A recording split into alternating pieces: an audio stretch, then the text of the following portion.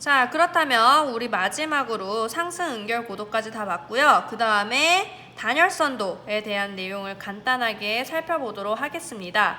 사실 간단하지는 않아요. 단열선도 일단 정의부터 간단하게 한번 살펴볼게요. 고층 기상 관측 자료를 신속하게 정리 및 분석하는 데 이용되는 단열선도로 그 대기의 연직 구조나 대기에서 일어나는 여러 가지 연력학적 과정을 쉽게 이해할 수 있어서 자주 사용된다라고 나와 있습니다. 자, 연직 구조는 뭘까요? 우리가 그쵸? 이렇게 그 대기를요, 이렇게 세로로 잘랐을 때의 옆면 그 구조를 우리 연직 구조라고 이야기를 하죠. 자, 그 다음에 여기 나와 있는 이 그림이 바로 단열선도의 대표적인 예시다. 이렇게 보실 수 있겠습니다. 굉장히 복잡해 보이고요. 뭔가 많이 담겨 있는 것 같아요. 그쵸? 보면 여기 뭔가 빨간 색깔로 이상한 것들도 있고요. 선도 굉장히 많은 것을 볼 수가 있습니다. 자, 그래서 우리 실제로 여러분들이 오늘 실습하게 될 단열선도는요, 요 그림이고요. 아마 선생님이 여러분들한테 어떤 준비물을 챙기라고 얘기했을 때 요 단열선도를 프린트하라고 이야기를 했을 거예요. 자, 그래서 요 단열선도를 여러분들이 여러 장 프린트해서 여기에다가 직접 실습을 하시면 되겠습니다. 선생님도 이 내용을요, 언제 배웠냐면 대학교 2학년인가 3학년 때 처음 배웠던 것 같아요. 그때 이 단열선도로 정말 많이 실습을 했었는데 여러분들이 이거를 지금 봐도 굉장히 빼곡하잖아요. 근데 점을 이제 여러 개를 찍어서 그걸 그림으로 나타내게 될 건데, 자, 굉장히 눈이 빠지는 활동을 할 겁니다. 그래서 여기에다가 내가 선을 이렇게 막 그릴 거예요. 선을 그린다는 얘기는 이 선을 이어주는 점들을 여러분들이 직접 찍으셔야 되고요. 그래서 어떻게 그림을 그렸어요. 자, 그러면 그 선들의 의미에 대해서도 해석을 하실 수가 있어야겠죠? 자, 그래서 선생님이 이런 활동을 할 때 보통 학생들한테 뭐라고 이야기를 하냐면, 여러분들이 이 단열선도 그리기 활동을 하고 나면 아마 기상청 사람들이 얼마나 어렵게 날씨를 예측하는지를 발톱의 때만큼이라도 이해를 할 수 있을 거다라고 이야기를 해요. 그 정도로 우리가 날씨를 예측하는 데는 굉장히 다양한 지식과 깊은 지식이 필요하고요. 그럼에도 불구하고 쉽게 예측할 수 없는 게 날씨다라는 거를 여러분들이 꼭 느껴보시길 바라겠습니다. 자, 그러면 우리 단열선도에는요, 5개의 등치선이 나옵니다. 등치선이 뭘까요? 그쵸? 등치선은요, 같은 값을 이어준 선을 우리가 등치선이라고 이야기를 합니다. 그래서 여러분들이 초등학교 때부터 배웠던 등고선이나 아니면 여러분들이 지구과학원에서 나오죠? 일기도를 배울 때 나오는 그런 등압선들, 그런 것들도 다 등치선에 이제 해당을 하게 되는 거예요. 자, 그렇다면 단열선도에는요, 어떤 등치선이 있는지 한번 보도록 하겠습니다. 그 전에 먼저 이 사례를 한번 볼게요. 실제 단열선도 분석 사례인데요. 우리 선생님이 기상청에 있는 자료를 가지고 와봤어요. 보시면 매 시각마다 단열선도가 달라집니다.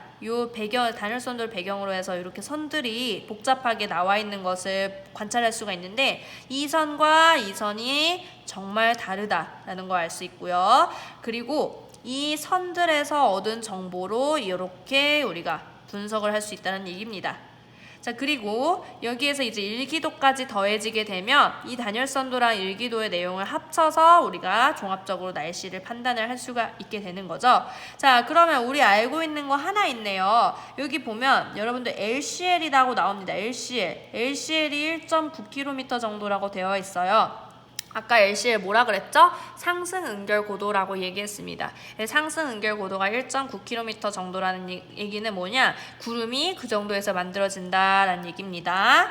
자, 여기도 나오네요. LCL이 0.1km 정도래요. 그러면 어디에서부터? 100m, 지상 100m에서부터 구름이 만들어지기 시작한다는 얘기예요. 그러면 날씨가 어떨까요? 굉장히 흐리거나 안개가 많이 끼거나 구름이 많은 그런 날씨가 되겠습니다.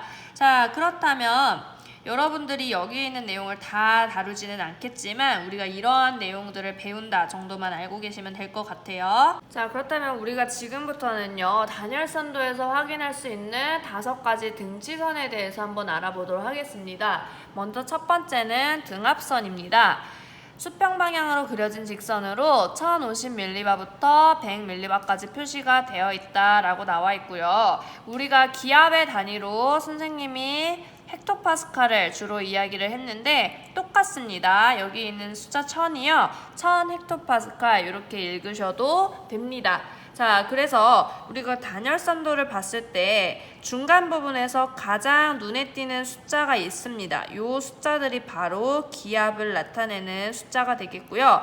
이렇게 똑같이 1000헥토파스칼의 압력을 가지는 친구들끼리 이어준 선을 우리가 등압선이라고 합니다. 자, 그래서 등압선은 이렇게 가로 수평 방향으로 쭉 이어진 선을 의미한다. 이렇게 정리하시면 되겠고요. 우리가 등압선의 특징에서도 확인할 수 있는 게 무엇이냐면요. 일단 지표면에 가까울수록 공기의 밀도가 어떻다 그랬죠? 그쵸, 공기의 밀도가 크다, 높다라고 이야기를 했습니다. 그래서 보시면요. 여기 1000이 있죠. 그 다음에 900, 800, 700, 600 그리고 위에 500이 또 나올 겁니다. 자, 근데 이 간격이 어떻게 되느냐? 점점 위로 올라갈수록 간격이 넓어지는 것을 확인을 할 수가 있습니다. 자, 멀리서 다시 보면 여기 아랫부분은 굉장히 모여 있어요. 자, 그런데 윗부분은 굉장히 띄엄띄엄 떨어져 있는 것을 확인할 수가 있습니다. 그래서 우리가 실제로 지표면에 갈수록 공기 밀도가 높고 기압이 크다라는 것을 단열선도상에서도 확인을 할 수가 있는 겁니다. 자, 우리가 대기과학에서는요, 높이를 어떻게 나타내느냐? 기압으로 나타냅니다. 기압은요, 고도가 높아질수록 어떻게 된다? 반대로 줄어드는 그러한 반비례의 성질을 가지고 있죠. 그래서 고도가 높아질수록 기압은 줄어든다는 성질을 이용해서 실제로 대기과학을 하는 사람들은 높이, 미터 단위보다는 이제 기압으로 더 많이 이야기를 하게 됩니다. 그래서 단열선도에서도 기압으로 우리가 고도를 확인할 수 있고요.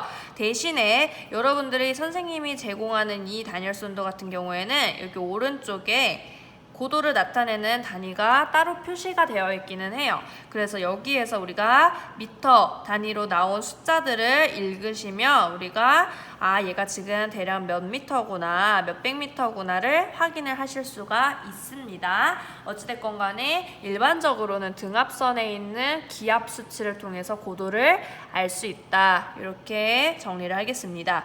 자, 그 다음에 두 번째는요, 등원선입니다. 약 45도 기울어져 그려진 직선이고요. 갈색깔의 기울어진 직선입니다. 그래서 보시면 이렇게 45도로 그려진 선들을 볼 수가 있고요. 이 선들이 다 같은 온도가 이어진 등원선이다. 이렇게 정리를 하시면 되겠습니다. 자, 여기 보면 여러분들 0이라는 숫자 다들 찾으셨나요? 자, 이 0이라는 숫자가 바로 0도를 의미하는 거고요. 여기 5, 10 이렇게 관찰할 수가 있습니다. 그런데요, 여러분들 얘는 지금 가려서 안 보이는데 여기도 5고요. 10, 15, 20 이렇게 숫자가 써 있는 거를 볼 수가 있어요. 0을 기준으로. 그래서 여러분들이 대부분이 많이 하는 실수 중에 하나가 우리가 여기에다가 이제 점을 찍어야 되는데 어디에다가 점을 찍어야 될지 모른다는 뜻이에요. 자, 그런데 0을 기준으로 해서요, 오른쪽으로 가면 어떻게 되나? 영상의 온도가 되고요. 왼쪽으로 가게 되면 영하의 온도가 되는 겁니다. 그래서 확대해서 보시면 요 앞에 마이너스가 다들 붙어 있어요. 영하를 의미하는 거죠. 자, 그래서 여러분들이 우리가 직접 지금 지표면에서 사는데 경험하는 온도는 대부분 다 어디다? 이렇게 오른쪽 아래에 위치하고 있다 보시면 되겠습니다. 단열선도를 멀리서 한번 보면 0도가 어디 있느냐? 여기에 있어요, 여러분들. 여기가 지금 0도예요. 자, 그러면 이 0도를 기준으로 오른쪽 아래 굉장히 일부분이 이제 우리가 생활하는데 적합한 온도가 되겠고요. 나머지 넓은 영역은 뭐다? 다 영하의 온도다. 이렇게 알고 계시면 되겠어요. 우리가 대기권의 분포를 봤을 때도 가장 아래층은 제일 적은 반면에 점점 올라갈수록 온도는 급격히 낮아지는 것을 확인할 수가 있었어요. 그 내용이 바로 이 단열선도에 담겨 있는 겁니다. 자, 그 다음에 세 번째 건조 단열선입니다. 우리 건조 단열 감률에 대해서 배웠죠. 자, 그래서 그 건조 단열 감률을 따라서 이어진 선을 우리가 건조 단열선이라고 얘기하고요. 건조한 공기가 단열적으로 상승할 때 온도 변화를 나타낸 선이다. 그래서 갈색깔의 아까는 등온선은 이렇게 오른쪽 위로 올라가는 선이었다면 그것과는 반대로 대칭되게 약간 왼쪽 위로 올라가는 듯한 갈색 선이 있을 겁니다. 그게 바로 건조 단열선이 되겠습니다. 자, 그 다음에 포화 단열선입니다. 우리 건조 단열 감률을 배우고 나서 그 다음에 습윤 단열 감률에 대해서도 배웠었죠. 자, 습윤 단열 감률을 나타낸 선을 우리가 포화 단열선이라고 이야기를 하고요. 습윤 단열선이라고 이야기하기도 합니다. 자, 어쨌든 간에 이 영상에서는 우리가 포화 단열선으로 통일해서 이야기를 하도록 하겠습니다.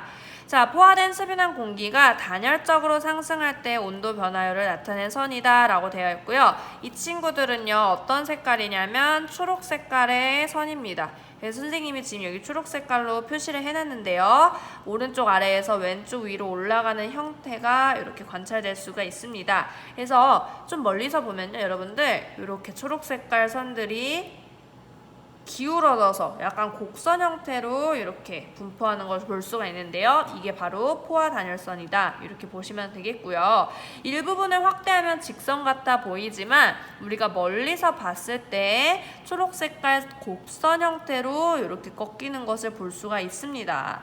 자, 우리 습윤 단열 감률은 대략 몇이라 그랬죠? 100m당 약 0.5도씩 줄어든다라고 이야기를 했었는데요. 사실은요, 습윤 단열 감률 같은 경우에는 얘가 정해진 값이 아니에요. 우리가 일반적으로 그냥 0.5도 정도 줄어든다라고 얘기는 하지만 높이가 높아짐에 따라서 줄어드는 정도도 확연히 달라지게 됩니다. 그래서 이 선도 곡선 형태로 꺾이게 되는 거예요. 그렇지만 일반적으로는 우리가 그냥 계산하기 쉽게 0.5도로 계산을 하도록 하겠습니다. 자, 마지막입니다. 포화 혼합비선이라는 선이고요. 어떤 선인지 한번 보도록 하겠습니다. 어떤 공기덩어리가 포화 상태에 있을 때 혼합비를 나타낸 선이고요. 포화 상태라고 하면 우리가 이미 습도가 100%인 상태를 이야기하는 거죠. 자, 그때 가지고 있는 수증기량을 뭘로 나눠주느냐? 똑같은 질량, 건조 공기 질량으로 나눠준다는 얘기입니다. 그래서 우리 혼합비라는 개념은 깊게 들어가지는 않을 건데요. 이 선을 일단 5개 등치선에 이 선이 들어가 있기 때문에 선생님이 언급을 했고요. 그 다음에 이따가 우리가 하는 탐구활동 중에 이 선을 활용하는 경우가 하나 있습니다. 그래서 그걸 한번 보도록 할게요. 자, 포화 혼합비 선도요. 똑같이 초록색입니다. 초록색인데 얘는 점선으로 이루어져 있어요. 자, 점선 한번 찾아볼게요. 보시면 선생님이 연두색으로 이렇게 그려놨는데요. 점선이 이렇게 오른쪽 위로 올라가는 형태로 그려져 있는 것을 관찰하실 수가 있습니다. 자, 그리고 여기 밑에 이제 숫자들이 있는 것을 확인할 수 있죠. 자, 그래서 우리 포화 혼합비선까지 5개의 등치선에 대해서 알아봤습니다. 자, 그럼 여러분들은 지금부터 무엇을 하느냐? 주어진 단열선도의 5개의 등치선을 각각 표시해 봅시다 라고 되어 있습니다. 이건 선생님이 그냥 임의로 그린 거고요. 여러분들이 원하는 색깔과 그 다음에 같은 등온선이라고 해도 선생님은 여기 영하 10도의 선을 그었지만 여러분들은 뭐 이쪽 선을 그어도 되고 이쪽 선을 그어도 되고 그건 여러분들의 자유예요. 그래서 지금부터 한번 등치선을 표시해보고 각각의 명칭을 적어보도록 하겠습니다. 이 보라색은 등압선 이런 식으로 필기를 해주세요.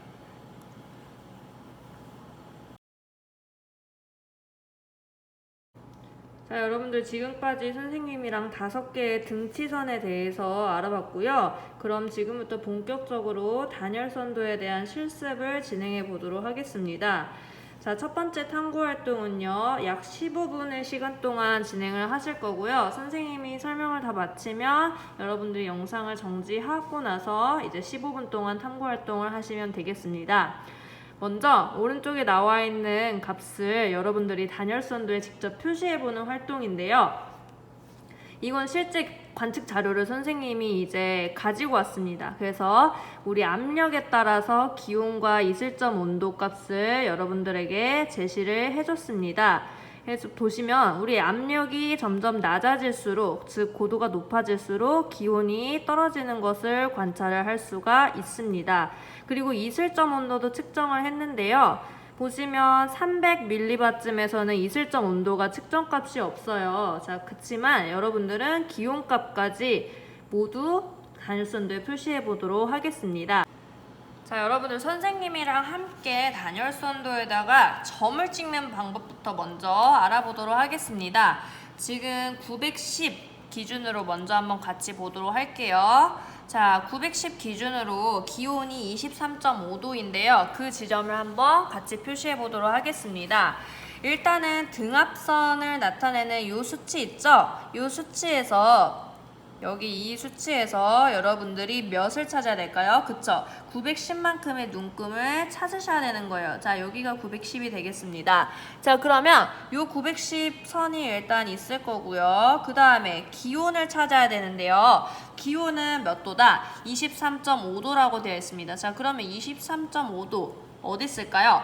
지금 요 45도선, 여기가 지금 등온선이라 그랬는데요. 여기에서 23도가 대략, 여기 20도가 있네요. 자, 그리고 25가 여기 있으니까 그 사이가 23도가 되겠고요. 그리고 나서 그 중간이 23.5도가 될 거예요. 요 선이겠네요. 자, 그러면 이 선생님이 그은 분홍색 선과 아까 등압을, 기압을 표시한 빨간색 선이 만나는 지점에다가 점을 찍으시면 되겠습니다. 자, 그러면 어디가 될까요? 선생님, 여기 일단 910 라인에서 23.5도를 찍으면 대략 여기가 되겠네요. 자, 여기가 첫 번째 점을 찍게 된 겁니다. 자, 그럼 두 번째 850일 때는요, 17이래요. 그럼 850선 여길 거예요. 자, 요 선과 17이라는 숫자가 만나는 지점, 이렇게 점을 찍어주시면 되겠습니다. 자, 그리고 800일 때는요, 12.5라 그랬으니까 800이라는 등압선과 12.5가 만나는 점을 찍어주세요. 자, 그러면 우리가 이런 식으로 점을 계속 찍는 겁니다. 그리고 나서 이 선들을 이제 이어주는 거죠. 자를 이용해서. 선생님은 지금 그냥 필기를 하기 때문에 대충 이었지만 여러분들은 자를 이용해서 필기를 해주시면 되고요. 자, 그 다음에 이번에는 이번에는 여러분들 이슬점 온도를 똑같이 한번 그림을 그려보도록 하겠습니다. 이슬점 온도는요, 우리가 기온이랑 똑같이 일단 표시를 하시면 돼요. 911대 이슬점 온도가 14.5라 그랬어요. 그럼 어떤 숫자를 읽어야 되느냐? 그냥 똑같이 기온 등온선에 있는 숫자를 읽어주시면 됩니다. 그럼 14.5가 어디예요? 여기 10이 있고, 펜으로 표시를 할게요. 여기 10이 있고 여기 15가 있으니까 14.5는 요 사이가 되겠죠. 어디일 때? 911 대 14.5가 만나는 지점, 대략 여기가 되겠네요. 자, 여기가 이슬점 온도다. 이렇게 체크해 주실 거고요. 그 다음에 850일 때 12.5래요. 그러면 10과 15 사이에 850일 때 12.5 이렇게 점을 찍어주시면 됩니다. 선생님은 지금 이 터치가 명확하지 않아서 좀 점이 이상해요. 자, 그리고 나서 800일 때는요, 10.8이래요. 그러면 800일 때 또 10.8, 약간 10일 안 되게 점을 찍어주시면 되겠죠. 그래서 요 이슬점도 여러분들이 쭉 이어서 이렇게 선으로 이어주시면 되겠습니다. 자, 그러면 지금부터 한번 표에 나와 있는 값을 여러분들이 찍어보시기 바랍니다.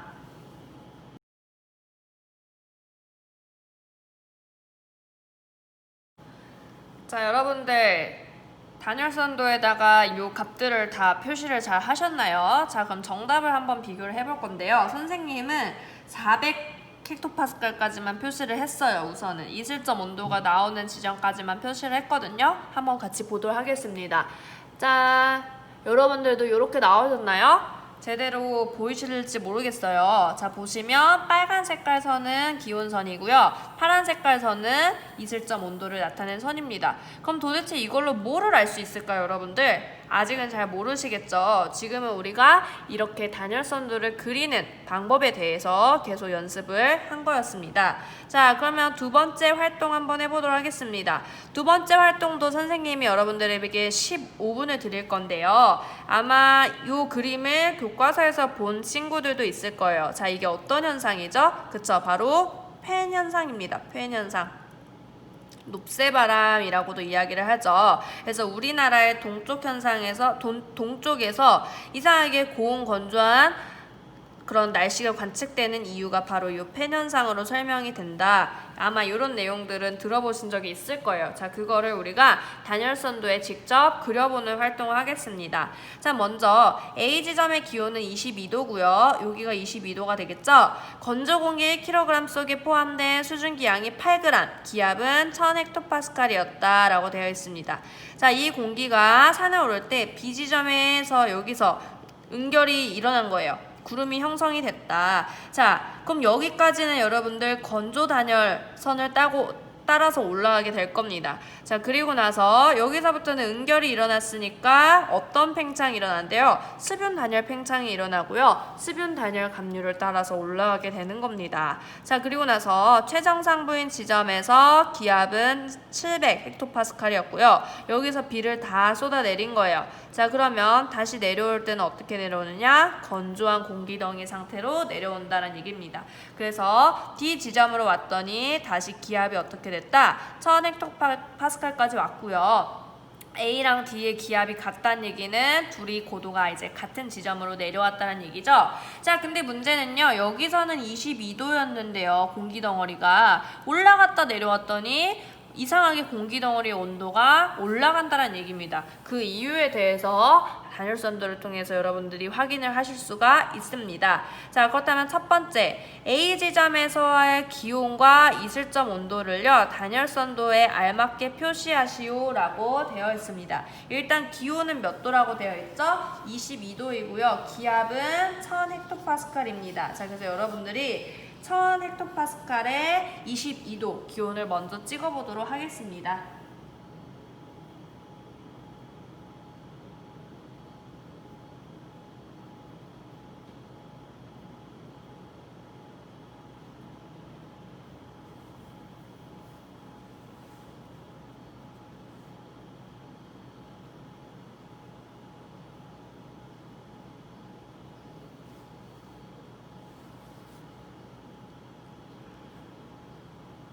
자, 여러분들 다들 기온을 잘 찍으셨나요? 자, 그럼 그 다음에 이슬점 온도를 찍으라고 했는데요. 이슬점 온도에 대한 정보가 사실은 바로 나와 있지는 않아요. 건조 공기 1kg 속에 포함된 수증기량 8g만 나왔지 우리가 이슬점 온도에 대해서는 언급이 되지 않았거든요. 자, 이게 바로 우리가 무엇이냐? 그 포화 혼합비선을 활용하는 실험이 되겠습니다. 그래서 선생님이 단열선도를 여러분들이랑 같이 보면서 설명을 하도록 하겠습니다.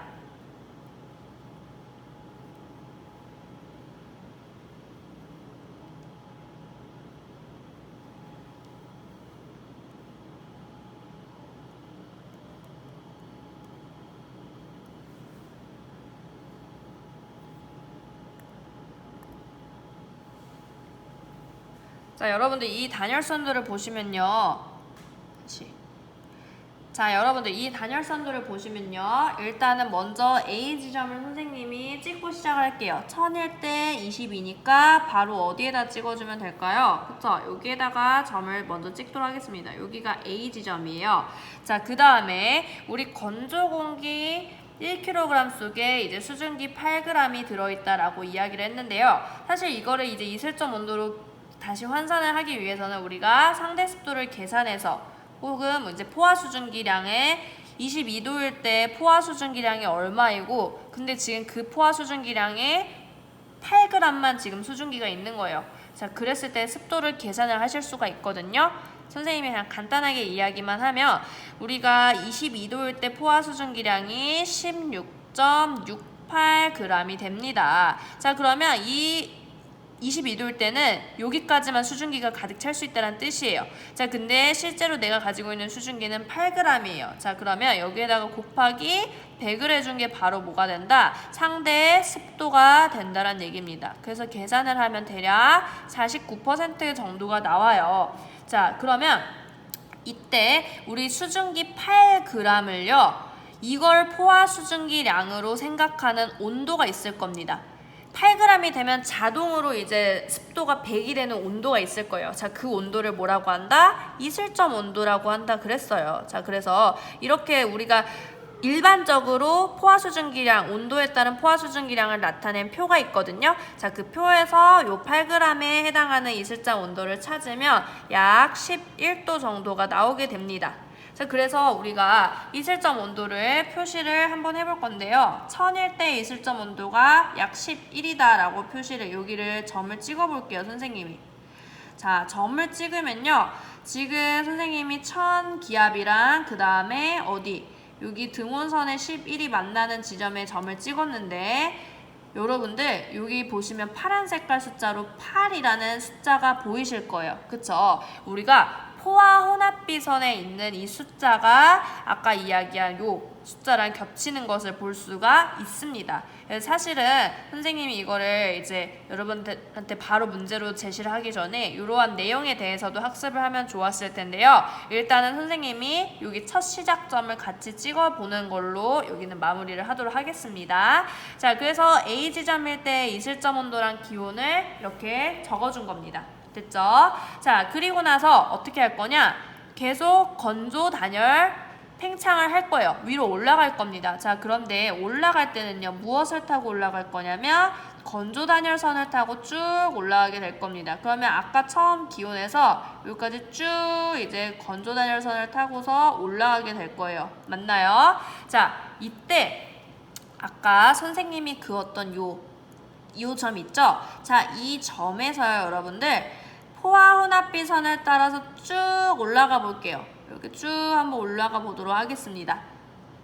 자, 근데 만약에 내가 그은 선이 여기가 예를 들어서 8이고 여기가 9예요. 근데 나는 9인데 여기에다가 점을 찍었어요. 자, 그러면 쭉 올라가려면 어떻게 해야 될까요? 이렇게 올라가야 될까요? 아니죠.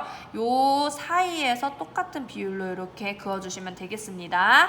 자, 그래서 요 포화 혼합비선을 따라서 올라가다가 보니까 요 친구들 둘이 만나는 지점이 생긴다는 얘기예요. 자, 여기에서 바로 뭐가 된다? 응결이 일어난다라는 겁니다. 자, 그래서 여기가 바로 응결이 시작되는 응결고도고요. 이 지점이 B가 되는 거예요. 자, 그럼 여러분들 한번 B의 기압이 몇인지 여러분들도 선을 그어서 확인을 해보시기 바랍니다.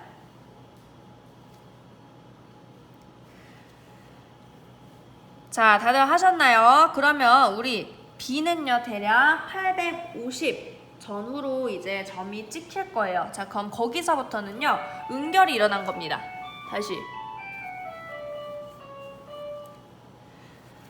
자, 여러분들 B의 위치 다들 잘 찍으셨나요? 대략 850선 근처에서 B의 점이 찍힌 것을 확인하시면 되겠고요. 그리고 나서부터는 구름이 만들어진다 그랬습니다. 그래서 구름이 만들어지게 되면 이때는 건조 단열선 타고 올라오던 게 뭐를 타고 올라가느냐? 수분 단열선을 타고 올라가게 됩니다. 자, 그런데 수분 단열선은 초록색깔 선이라 그랬죠. 그래서 이 초록색깔 선의 비율을 맞춰서 따라서 그냥 이렇게 올라가는 그림을 그려주시면 되겠습니다. 자, 근데 산의 최정상부가 어디라 그랬죠? 700헥토파스칼이래요, 여러분들. 그러면 여기까지만 올라갔다는 뜻이에요. 자, 이렇게 올라가는 동안 이미 구름에서는 뭐가 일어나고 있죠? 비를 뿌리고 있었습니다. 자, 그러면 C에서는 다시 이제 어떤 상태가 될까요? 건조한 상태가 되겠죠? 자, 그럼 C에서 다시 하강을 할 때는 무슨 선을 타고 내려오느냐? 건조 단열선을 타고 내려오게 되는 겁니다. 자, 그래서 건조 단열선을 타고 쭉 내려와서 아까 말한 1000헥토파스칼에 만나는 점이 있을 거예요. 자, 그때의 기온이 바로 언제의 기온이다? D의 기온이다. 이렇게 정리를 하시면 되겠습니다. 자, 그럼 처음에 시작했던 온도 A보다 D의 온도가 훨씬 더 어떻게 된다? 높아지는 걸 확인할 수가 있고요. 대략 28.9 혹은 29도 이 정도가 되겠네요. 여러분들의 단열선도에서도 정답을 확인하시기 바라겠습니다. 자, 그럼 선생님이 그린 정답 한번 같이 보도록 하겠습니다. 자, 일단 정답은 이렇게 선생님이 그려봤고요. 아까 이야기한 다시 볼게요. 처음 시작한 A 높이 적어주고요. 그 다음에 A 지점에서의 이슬점 온도를 대략적으로 우리가 계산을 했습니다. 그래서 요 기온, 건조단열선 타고 올라가는 선 하나랑 그 다음에 이 이슬점은요, 포화원합비선을 타고 쭉 올라가게 되는 거예요. 자, 근데 이 기온선과 포화원합비선이 만나게 되는 요 지점에서 무엇이 시작되느냐? 은결이 시작되게 되고요. 자, 이때 구름이 만들어지는 높이를 우리가 뭐라 그랬냐면 상승 은결 고도라고 이야기를 했습니다. 자, 그러면 우리 질문이 있었죠? 상승 은결 고도는 몇인가? 대략 뭐 840 몇, 845 혹은 850 헥토파스칼 이렇게 적어주시면 되겠습니다. 자, 그리고 나서 그 다음에 C를 타고 C까지 갈 때는요, 수변 단열선을 타고 쭉 올라가고요. 마지막에 D로 내려올 때는 다시 건조 단열선을 타고 내려온다. 이러한 그림을 정리해 주시면 되겠습니다. 자, 그러면 선생님이랑 같이 질문에 대한 답을 해결해 보도록 하겠습니다. 일단 상승 은결 고도까지는 표시를 했고요. 상승 은결 고도 몇 헥토파스칼인가까지 얘기했습니다. 자, 그리고 나서 포화 단열선을 따라 C 지점도 표시를 했고요. D에서의 공기 덩어리 온도는 대략 29도 정도 되겠다. 이렇게까지 정리하시면 두 번째 탐구 활동도 마무리가 된 겁니다. 자, 여러분들 우리 이제 마지막으로 단열선도 세 번째 활동 한번 같이 해보도록 하겠습니다. 세 번째 활동도 선생님이 15분이라는 시간을 여러분들에게 드리도록 하겠습니다. 다음은 우리나라 경기도 오산에 위치한 관측소에서 측정한 결과이다. 이를 단열선도에 나타내시오 라고 되어 있습니다. 자, 일시를 보시면요. 2020년 6월 1일 12시로 되어 있습니다. 그쵸? 자, 이때 우리가 기압 1000헥토파스칼에서부터 1000헥토파스칼에서부터 10헥토파스칼까지의 기압에 따른 온도를 다 잰 건데요. 고도는 여러분들이 신경 안 쓰셔도 되고요. 기온이 이제 기온과 이슬점 온도가 나와 있는 것을 볼 수가 있습니다. 자, 그래서 여러분들이 단열선도에다가 이 과정을 지금부터 그리는데 선생님이 한 10분 정도를 드리도록 하겠습니다. 자, 영상을 잠시 멈추시고요. 우리 기온과 이슬점 온도를 표시해 보도록 하겠습니다. 자, 여러분들 다 잘 표시해 보셨나요? 선생님도 한번 표시를 해봤습니다. 그런데 선생님은 어디까지만 했냐면 400헥토파스칼까지만 나타내 봤어요. 자, 나타낸 결과를 이렇게 여러분들에게 보여드리도록 하겠습니다. 보시면 빨간 색깔 선이 기온선이고요. 그 다음에 파란 색깔 선이 이슬점 온도를 표시한 선이 되겠습니다. 자, 그 위에 부분도 여러분들 다들 잘 찍으셨겠죠? 자, 그렇다면 우리가 이 단열선도를 통해서 어떤 정보를 알 수가 있을까요? 자, 일단은 여러분들이 단열선도에 점을 찍는 방법에 대해서는 익숙해지셨을 거라고 믿고 선생님이 알 수 있는 정보 몇 가지를 이야기를 해보도록 하겠습니다.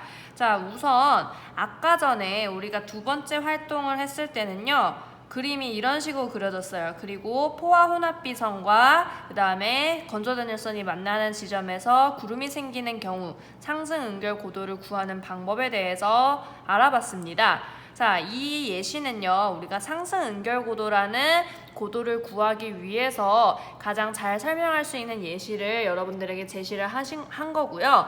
보통 이제 단열선도를 그리게 되면 첫 번째 활동도 그렇고 우리가 지금 한 활동도 그렇고 이렇게 기온선과 이슬점 온도선을 나타내게 됩니다.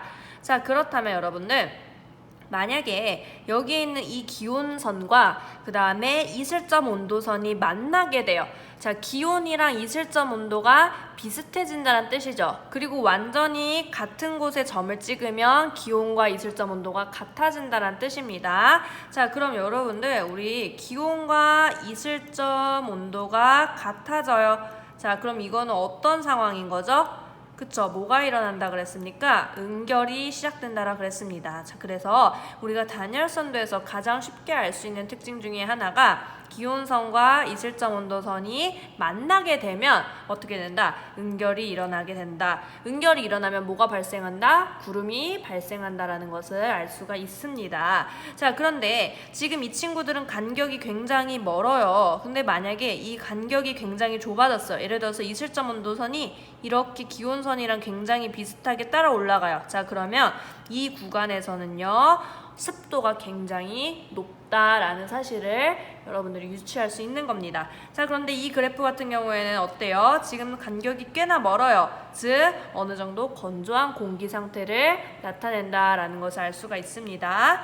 자, 그렇다면 아까 우리가 본 요 단열선도에 그린 이 점들 있죠? 자, 이 이 기록값과 똑같은 시간의 데이터를 선생님이 가지고 왔습니다.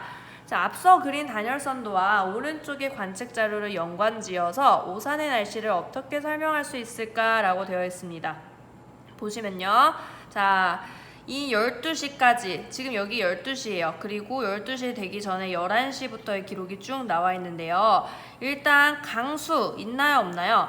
강수가 없고요. 기온이 약 24.7, 24.8도를 나타내고 있습니다. 풍량도 나와 있고 풍량, 풍속 나와 있고요. 그 다음에 습도 마지막에 36, 37이라고 나와 있습니다. 그쵸? 자, 그렇다면 이러한 자료랑 그 다음에 요 단열선도를 이용해서 여러분들이 이제 오산의 날씨를 설명한다 하면 어떻게 설명을 하실 수가 있을까요? 그 내용을 여러분들 학습지에다가 한번 기록을 해주시기 바라겠습니다.